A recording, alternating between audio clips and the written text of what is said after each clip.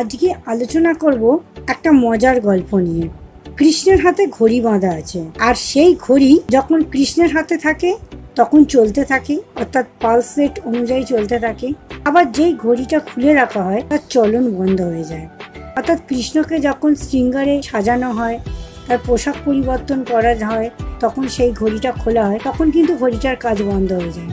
আবার যে মুহূর্তে ঘড়িটা পরানো হয় তখন আবার পালস রেট অনুযায়ী চলতে থাকে।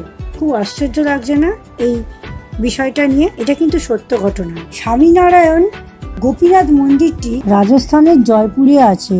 আগে এক ব্রিটিশ এই মন্দিরে এসেছিল,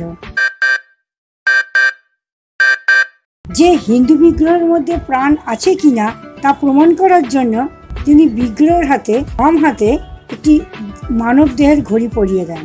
ঘড়িটি মানব দেহের নাড়ি স্পন্দনে চলতে শুরু করে, অর্থাৎ পালস রেটের অনুযায়ী। আশ্চর্যের বিষয়, ঘড়িটি যখন মাত্র প্রভু কৃষ্ণকে পরানো হয় সঙ্গে সঙ্গে চলা শুরু করলো। আরো অবাক কাণ্ড, ঘড়িটি খুলে নিলেই তার চলন থেমে যাচ্ছে। এই ঘড়ি এখনো চলছে, একবারও খারাপ হয়নি এবং ঠিক সময় প্রদান করে। নমস্কার, আমি সুমিতা গুপ্ত। আমার চ্যানেল পুরাণে বিজ্ঞানের তরফ থেকে জানাই সকল দর্শক বন্ধুদের শুভেচ্ছা ও অভিনন্দন। আমার ভিডিও যদি আপনাদের ভালো লাগে তাহলে লাইক, সাবস্ক্রাইব করবেন এবং পাশে থাকা বেল আইকনটা প্রেস করে দেবেন। এবার ফিরে আসি আসল কথায়।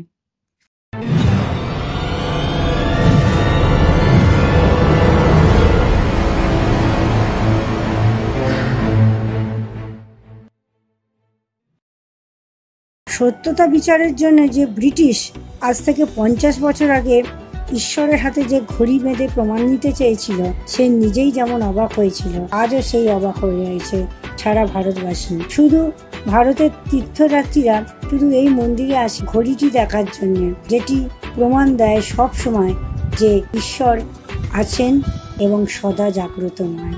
আজ এই পর্যন্ত, নমস্কার।